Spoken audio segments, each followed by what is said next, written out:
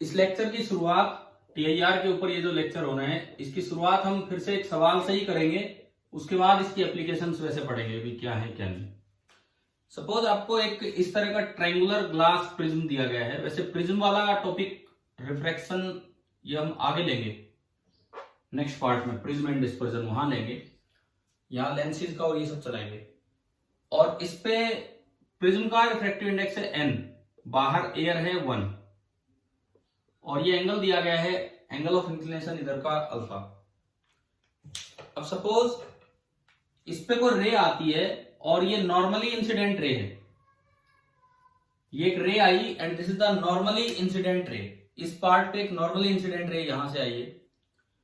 आपको दिया है कि अगर मैं इस ट्रायंगल को नाम दूं A B C,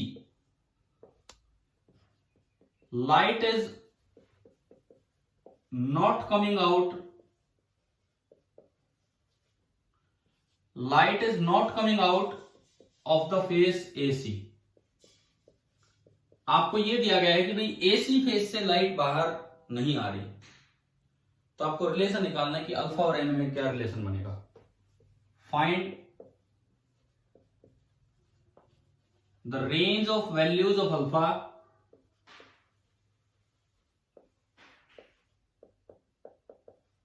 in terms of refractive index of the prism n। मैं फिर कहता हूं प्रिज्म वाला टॉपिक हम लेंगे अगले चैप्टर में, मतलब अगले पार्ट में, तीसरे पार्ट में। यहां एक टीआईआर समझाने के लिए एक पॉइंट लिए। ऐसा क्यों हुआ होगा कि लाइट एसी से बाहर नहीं आ रही है? क्या मतलब, क्या पॉसिबिलिटी? क्या वहां पॉलिशिंग कर रखी है? क्या मिरर लगा रखा है एसी पे? इसका मतलब अगर लाइट अंदर ही रह गई है तो क्या होना क्या है? देखो लाइट अंदर रहेगी, ये नॉर्मली इंसिडेंट रे है तो कोई फर्क ही नहीं पड़ा, ये सीधी गई। आपने यहां बनाया नॉर्मल, यहां बनाया नॉर्मल। अब बाहर जब लाइट निकलेगी तो टुवर्ड्स द नॉर्मल बेंड होगी कि अवे फ्रॉम द नॉर्मल? बोलो, away from the normal. Last से लास्ट केस बाहर निकलने का ये है कि रे ऐसे निकल जाए, और जब रे ऐसे निकलेगी तो उस वक्त एंगल ऑफ इंसिडेंस होता है आईसी। और अगर आईसी इससे ज्यादा हो गया, सॉरी अगर आई जो है, अगर यहां का आई आईसी से ज्यादा हो गया और ये रेयर डेंसर टू रेयर जा रही है, तो क्या रे बाहर निकल पाएगी? नहीं निकलेगी ना। तो उस केस में आपका टीआईआर हो जाएगा। यानी कि कंडीशन एक ही है सॉल्यूशन में कि जो आई है that should be greater than IC, बस यही यूज करना है। लेकिन मुझे निकालनी है value of alpha in terms of N. अब ये कैसे निकाले value of alpha in terms of N? पहले तो अल्फा और आई में रिलेशन ढूंढ के लाओ। अल्फा और आई में रिलेशन देखो, ये अल्फा है तो ये भी एंगल अल्फा है आपका, समझ गए हो? कोरस्पॉन्डिंग एंगल, और ये एंगल तो आई है ही, यानी कि I plus alpha this is equal to pi by 2। मुझे एक इनइक्वालिटी पता है जहां से रेंज में निकालूंगा अल्फा की वैल्यूज में, लेकिन उसके लिए मुझे आई पता हो इन टर्म्स ऑफ अल्फा। तो आपको ज्योमेट्री से दिख गया कि I plus alpha is equal to 90 degree, और you can say I is equal to pi by 2 minus alpha. एक बार बताओ क्या ये समझ में आ रहा है इतना? ठीक है, तो मैंने आई की जगह यहां पे इस इनइक्वालिटी में ये रख दिया, ये टीआईआर की कंडीशन है तभी ये रे बाहर नहीं निकलेगी। आई की जगह ये रखा तो pi by 2 minus alpha this is greater than IC, this is greater than IC. अब मैं तो आईसी का फॉर्मूला जानता हूं in terms of N R and N D. Sine IC is equal to N rare upon N denser. क्या कल पिछले lecture में लास्ट में ये सब पढ़ा था हमने? Sine IC is equal to N rare upon N denser पढ़ा है ना ये? ठीक है, एन रेयर बाहर 1 है, एन डेंसर अंदर n है, यानी कि मेरे पास साइन आईसी आ गया 1 बाई एन, साइन आईसी आ गया 1 बाई एन। तो आप दोनों साइड साइन लगा दो, इनइक्वालिटी पे दोनों साइड साइन लगा दो। क्या साइन लगाने पे इनइक्वालिटी उल्टी होती है या सेम चलेगी? जैसे होता क्या है, अगर एंगल्स की कोई इनइक्वालिटी चल रही हो, आप कोस लगा दो, कोस लगाने पे इनइक्वालिटी का साइन चेंज हो जाता है, क्योंकि ये चीज छोटी है तो उसका कोस बड़ा होगा। लेकिन साइन में क्या होता है, जो एंगल छोटा होगा, साइन में क्या होता है, जो एंगल छोटा होगा उसका साइन ही छोटा होगा, जो बड़ा होगा उसका साइन बड़ा होगा। तो दोनों साइड आपने साइन लगाया, तो sine of π/2 minus alpha this is greater than sine of IC। अब बताओ साइन 90 माइनस अल्फा क्या होगा, cos alpha. And sine IC क्या है, साइन IC 1/n। दोनों साइड कोस इनवर्स लगा दो, दोनों साइड मतलब कोस को एंगल में कन्वर्ट करो। तो कोस इनवर्स आपने लगाया तो उधर तो बन गया अल्फा और उधर बन गया कोस इनवर्स 1/n। अब मेरा फिर से सवाल है, इनइक्वालिटी ऐसी रहेगी या चेंज हो जाएगी? मैंने कोस इनवर्स उधर भेज दिया, इनइक्वालिटी ऐसे ही रहेगी या चेंज हो जाएगी? ग्रेटर देन की ग्रेटर देन ही रहेगी कि लेस देन हो जाएगी? बताओ। अरे मैंने अभी बताया, अगर एंगल है साइन लगाते हो या साइन है एंगल बनाते हो, इनइक्वालिटी चेंज नहीं होगी। जो बड़ा था उसका एंगल भी बड़ा होगा तो साइन भी बड़ा होगा। कोस है, कोस में इनइक्वालिटी एंगल में लिखते हो तो साइन उल्टा हो जाएगा, ग्रेटर की लेस, लेस की ग्रेटर। और एंगल पता था कोस लगाया तो भी साइन उल्टा होगा। देखो मैंने एंगल पता था साइन लगाया तो इसमें कोई फर्क नहीं पड़ा। कोस पता था और मैंने उसे एंगल में कन्वर्ट कर दिया, तो बताओ इनइक्वालिटी छोटी हो जाए, मतलब अपोजिट हो जाएगी कि नहीं? Yes sir. ठीक है, तो मतलब कोस अल्फा को, ये भी एक मिस्टेक हो जाती है यहाँ पे। तो यानी कि ये आपका आया अल्फा इज लेस देन, और रेंज ही चाहिए थी तो भाई मेरे पास रेंज आ गई। अब न्यूमेरिकल वैल्यू के साथ क्वेश्चन आए तो उसमें वैल्यूज पुट हो जाएंगी। तो मतलब TIR कैसे कहीं भी यूज करवाया जा सकता है, प्रिज्म जो हम आगे पढ़ेंगे, प्रिज्म वाला पार्ट, उसमें भी ये यूज होगा पूरा पूरा। तो मैंने थोड़ा सा उसका आइडिया लिया है। ठीक है, क्वेश्चन क्लियर हो गया है TIR वाला यहां तक? अब देखो इसकी कुछ नेचुरल एप्लीकेशन देखते हैं कि नेचर में TIR कहां है, कहां हमें दिखता है या आसपास, जो मैंने शायद पिछली बार आइडिया भी दिया हो। TIR इन नेचर,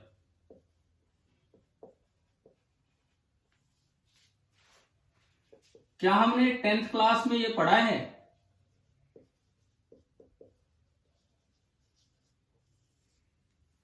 बताओ, 10th में वर्ड आया था? Yes sir. क्या मतलब क्या है इसका? अरे बोलते क्या, पहले तो बोल के बताओ, मुझे तो बोलना ही नहीं आता है ढंग से। क्या बोलते हैं इसको? अरे ऑप्टिकल के बाद जो लिखा है क्या बोलते हैं बताओ? मिराज। हाँ ठीक है, मैं सोचता था मैं ही मिराज बोलता हूँ, पर पूरा देश ही मिराज बोलता है। ठीक है, बहुत अच्छी बात है। मिराज मुझे लगता है, पता नहीं हिंदी का नाम तो नहीं, मिराज ऐसे पढ़ते थे हम, पर ठीक है मिराज बोल दो, ऑप्टिकल मिराज। अब इसमें क्या होता है, दो तरह के मिराज होते हैं, एक इंफीरियर और एक सुपीरियर। आपने कौन सा पढ़ा है 10th क्लास में, या दोनों ही पढ़ रखे हैं? कौन सा पढ़ा है आपने 10th क्लास में, दोनों ही पढ़ रखे हैं? अच्छा, ऐसे नाम से नहीं पता लग रहा तो सुनो, आपने पेड़ वाला मिराज पढ़ा है कि समुद्र वाला मिराज पढ़ा है, कौन सा पढ़ा है? समुद्र वाला। ठीक है, क्या पढ़ा था उसमें बताना एक बार, फिर मैं समझाता हूं। जो सी वाला मिराज होता है उसमें क्या होता है, उसमें क्या होता है सुनिए, मैं बता देता हूं इधर ही। सी वाला जो मिराज है उसमें क्या होता है कि देखो, ये सी वाटर है, ये ठंडा है, और साइड में लैंड है।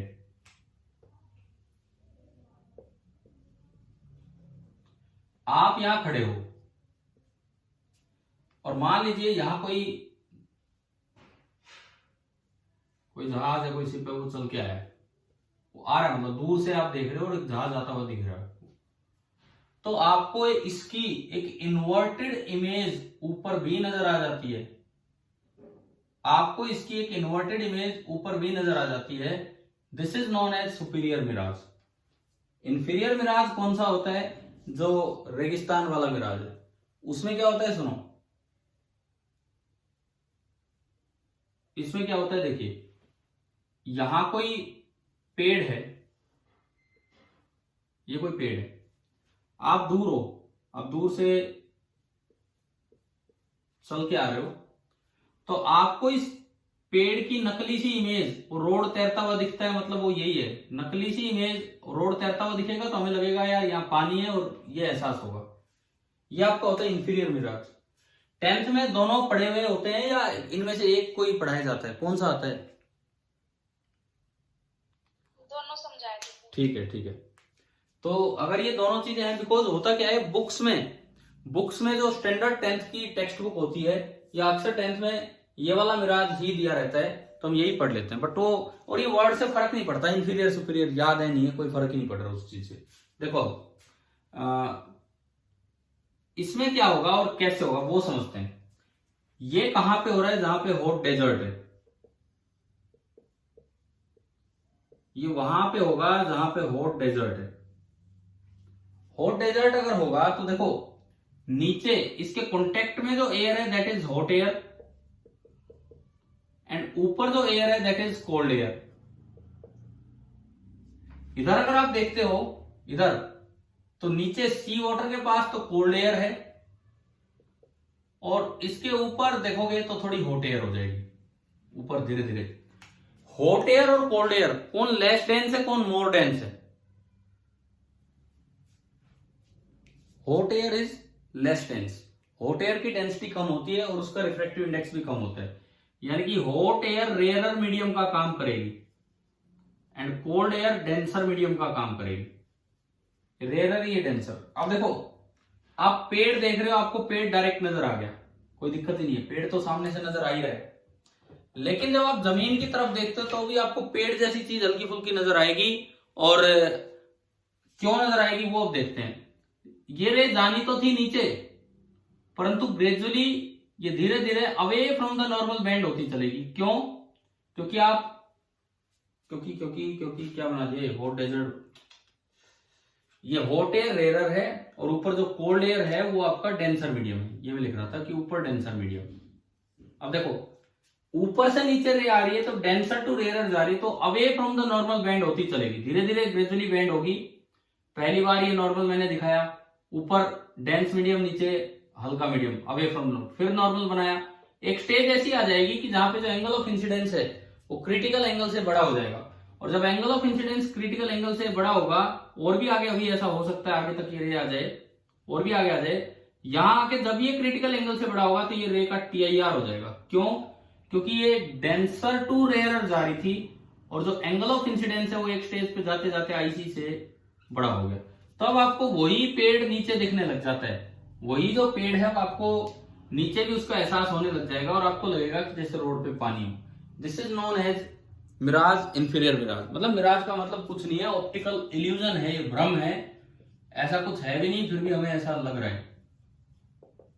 शायद हिंदी में इसको मृग तृष्णा बोलते हैं, मृग तृष्णा, क्योंकि जो हिरण होता है उसके बारे में यही बोला जाता है कि पानी की तलाश में रेगिस्तान में ऐसे ही घूमता रहता है, उसे बार बार लगता है कि वहां पेड़ है, वहां पेड़, और कहीं कुछ नजर आता नहीं है। मतलब पेड़ तो होता है, पेड़ तो होता है, पर उसे लगता है कि पेड़ की परछाई नजर आ रही है, तो उसे लगता है कि वहां पानी है, और वो पहुंच जाता है, फिर वहां कुछ मिलता नहीं है। इस तरह से सेम केस इसमें है, ऊपर हॉट नीचे कोल्ड, तो नीचे डेंसर मीडियम और ऊपर रेयरर मीडियम, सेम वही सिचुएशन।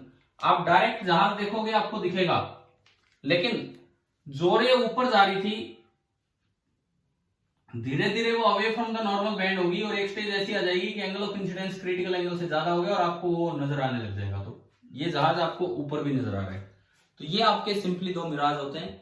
इन पे अगर कोई सवाल आए, थ्योरेटिकली पूछा जा सकता है कि ये क्या है क्या नहीं। चलो, ये तो आ ही गया होगा समझ, क्लियर हो गया ना पहला वाला केस, ठीक है। और इसकी और क्या एप्लीकेशन है? ये तो एक नेचुरल एप्लीकेशन आपको बताई कि भाई ये होता है। सेकेंड एप्लीकेशन, बुक है क्या आपके पास एनसीईआरटी अभी? मेरे पास तो खैर नहीं है अभी, मैं लेके नहीं आया इधर। एनसीईआरटी टेक्स्ट बुक होगी आपके पास? उसमें TIR की एप्लीकेशंस दी होंगी, TIR in nature and technological application. तो देखो उसी में एक एप्लीकेशन होगी ब्रिलियंस ऑफ डायमंड, जो मैंने आपको होमवर्क दिया था लास्ट टाइम।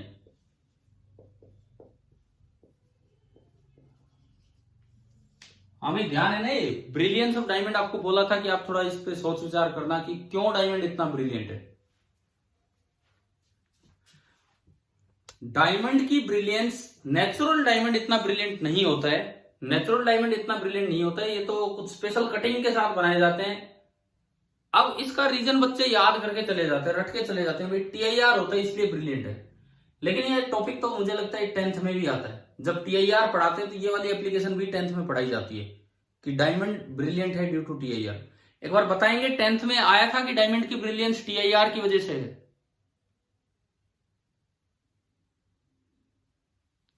No sir. नहीं आया? तो अभी देख लो, फिर नहीं आया तो फिर मैं समझा देता हूं, आ गया होता तो हम फटाफट आगे बढ़ते। देखिए कैसे, मान लो ये एक स्पेशली कट करके ये कोई डायमंड बना रखा था, ऐसा वो तिकोने से ही होते हैं, है ना, इसी तरह के होते हैं कुछ। अब मान लो आप बाहर हो, आप ऑब्जर्वर हो और आप देख रहे हो इसको और आपको एक ब्रिलियंट सा नजर आ रहा है, तो उसका रीजन क्या होगा, क्यों ये इतना ब्रिलियंट होगा? इस पे बाहर से जो भी लाइट इंसिडेंट हुई, इस पे बाहर से जो भी लाइट रे इंसिडेंट होगी, उसका थोड़ा सा पार्ट, क्योंकि ये ट्रांसपेरेंट है, थोड़ा सा पार्ट तो आपकी आंख में डायरेक्ट आएगा, लेकिन ज्यादातर पार्ट अंदर ही चला जाएगा, ज्यादातर पार्ट अंदर ही चला जाएगा क्योंकि ये ट्रांसपेरेंट मीडियम है। तो आपने एक नॉर्मल बनाया, किधर बेंड होगी ये रे?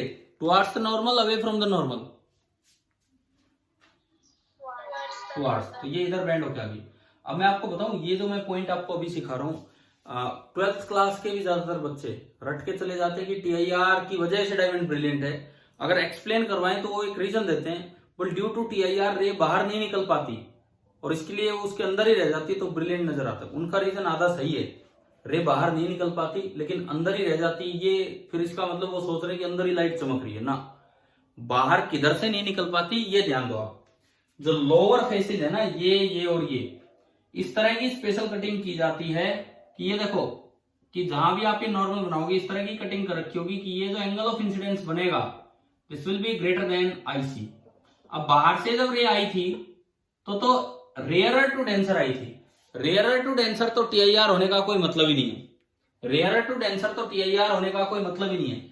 लेकिन जब ये यहां से यहां जाना चाह रही है तो diamond to air, denser to rarer जा रही है, तो इस वक्त अगर कटिंग ऐसी कर दी जाए कि रे का angle of incidence greater than IC हो जाए, नॉर्मल नॉर्मल इस तरह से बन जाए, तो बताओ TIR होगा, और TIR होगा तो ये रे अंदर ही रह जाएगी, TIR होगा तो ये रे लॉ ऑफ रिफ्लेक्शन लगा के अंदर ही रह जाएगी।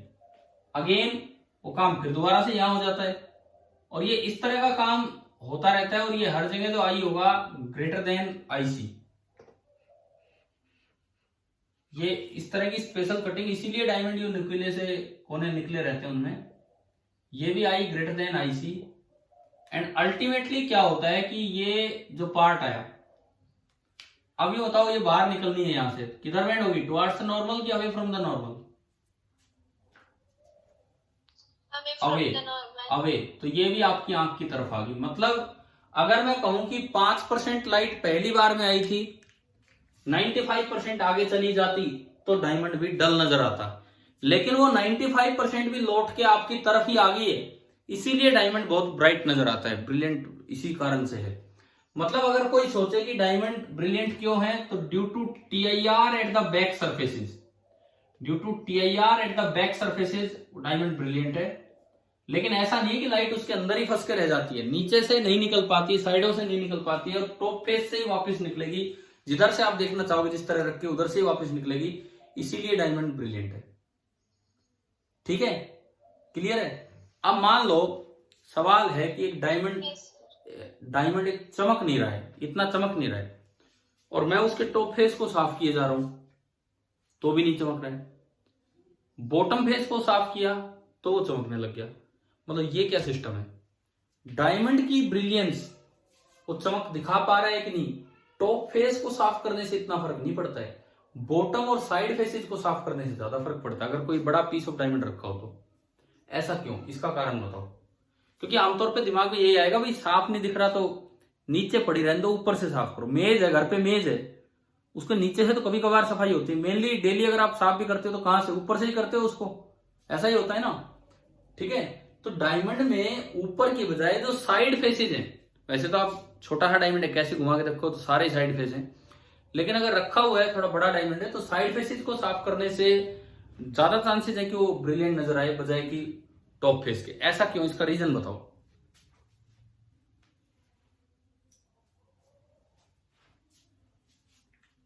हाँ जी, क्या रीजन है इसका। टीआईआर टॉप फेस से होता है कि साइड फेस से होता है। साइड फेस से। अब देखो फिर यूं नहीं कह सकते इसलिए वही उसको साफ करो तो टीआईआर अच्छा होगा, कैसे वो समझाना होगा हमें। मान लो डायमंड का रिफ्रैक्टिव इंडेक्स है एन डी, अगर बाहर एयर होती तो रिफ्रैक्टिव इंडेक्स होता 1, लेकिन अगर बाहर कोई और ग्रीज वगैरह लगी हुई है, ग्रीज वगैरह या कोई ऑयल टाइप इस तरह की चीजें लगी हुई है, गंदा हुआ है वो डायमंड, तब वो 1 से तो बड़ा होगा। अब जो एन आर होगा बाहर वाला, this will be greater then 1, ठीक है, उससे छोटा होगा, लेकिन एयर से तो ज्यादा ही होगा इसका रिफ्रैक्टिव इंडेक्स। अब देखिए हमने पढ़ा कि किसी भी इंटरफेस पे जो साइन आईसी होता है that is N R upon N D. एक तो वो केस लो जब एयर बहुत ही बाहर, और एक वो केस लो जब बाहर कोई और मीडियम है। अगर बाहर कोई और मीडियम होगा, अगर बाहर कोई और मीडियम होगा तो एनआर बड़ा हो गया, एनआर बड़ा हो गया तो साइन आईसी बड़ा हो गया, और साइन आईसी बढ़ गया तो आईसी बढ़ा कि कम हुआ, आईसी बढ़ गया कि कम हो गया, बताओ बाहर ग्रीज या ऑयल लगने से। बोलो भाई, ये ऑयल या ग्रीज इस तरह की कोई चीज लगी है, उससे value of IC, value of IC increase होगी कि डिक्रीज होगी इससे। अरे फॉर्मूला देख के बताओ, ये फॉर्मूला देख के आईसी की वैल्यू जो होनी चाहिए थी उससे ज्यादा हो जाएगी या उससे कम हो जाएगी। ज्यादा। Value of IC will increase. देखो आप बोला करो नहीं तो मैं वेट करता रहूंगा, फिर वैल्यू ऑफ आईसी इंक्रीज होगी। अब वैल्यू ऑफ आईसी इंक्रीज होने का नुकसान क्या है, पहले मान लो 40 डिग्री पे टीआईआर हो गया था तो वो रे बाहर नहीं निकल पाई, 40 से कम वाली निकल जाएगी लेकिन 40 से ज्यादा वाली नहीं निकल पाएंगी और ज्यादातर रे वापस आ गई। अब मान लो बढ़ के हो गया 60 डिग्री, तो जो 40 और 60 के बीच वाली रे गई थी जो इस तरह इंसिडेंट हुई, क्या उनका टीआईआर हो गया या वो भी बाहर निकल गई। अगर मान लीजिए पहले 40 डिग्री था जब बाहर एयर थी, और जब बाहर ऑयल था तो क्रिटिकल एंगल हो गया 60 डिग्री। पहले 40 डिग्री से ज्यादा एंगल ऑफ इंसिडेंस वाली जितनी भी रे है वो अंदर ही रह के और सारी टॉप फेस से निकलती और आपको दिखती, अच्छी इमेज दिखती। अब 60 डिग्री हो गया तो जो 40 और 60 के बीच की रेंज है, जिनका एंगल ऑफ इंसिडेंस 40 से 60 के बीच का है, जो पहले वापस आ रही थी, क्या अब वो वापस आएंगी, क्या अब टीआईआर होगा या सीधी रिफ्रैक्ट हो जाएंगी वो बाहर। रिफ्रैक्ट हो जाएंगी तो जो चमक हमें दिखेगी वो कम दिखेगी क्योंकि उतनी रोशनी अब ऊपर रिफ्लेक्ट होके नहीं आ रही। तो ये रीजन है। तो ये भी एक अच्छा सवाल है, आपको समझ में आना चाहिए कि अगर डायमंड डल नजर आ रहा है तो टॉप फेस को साफ करने से इतना फर्क नहीं पड़ेगा जितना कि बॉटम और साइड फेसेस को साफ करने से फर्क पड़ेगा। तो कभी डायमंड में भी कोई क्वेश्चन आ जाए तो ये दिमाग में रखना है पिक्चर क्या है और कैसे डायमंड इतना ब्रिलियंट नजर आ रहा है। क्या समझ में आ गया। ये कभी नहीं बोलना है कि डायमंड के अंदर ही रे फंस जाती है इसलिए वो चमकता रहता है ना, अंदर फंसती नहीं है, बॉटम फेसेज से अंदर होके और फिर वापस हमें ही दिख जाती, निकलती जरूर है बाहर। चलो भाई, ब्रिलियंस ऑफ डायमंड आ गया नजर, ठीक है। क्या दो बातें क्लियर होगी है ना आपको। इसके बाद सुनो, एक एप्लीकेशन अभी बुक नहीं रखी मेरे पास, नहीं तो उसी सीक्वेंस में आपको बता रहा होता। एक एप्लीकेशन उसमें दी होगी प्रिज्म वाली, आपने बुक खोल रखी है क्या। Yes sir. उसमें टॉपिक का नाम क्या है, क्या कुछ ऐसा है, TIR in nature and technological application, क्या कुछ और नाम है वहां पे। तो अच्छा, पहली एप्लीकेशन क्या दी है बुक में, फर्स्ट एप्लीकेशन मिराज, वो इन्होंने खाली इंफीरियर मिराज दिया होगा, बस वही, वो सी वाला नहीं दिखाते। ठीक है, पहला हो गया। दूसरी एप्लीकेशन क्या दी है? Prism diamond. डायमंड। क्या दूसरी एप्लीकेशन अब क्लियर होगी? आपको ढंग से समझ में आ गई? ठीक है।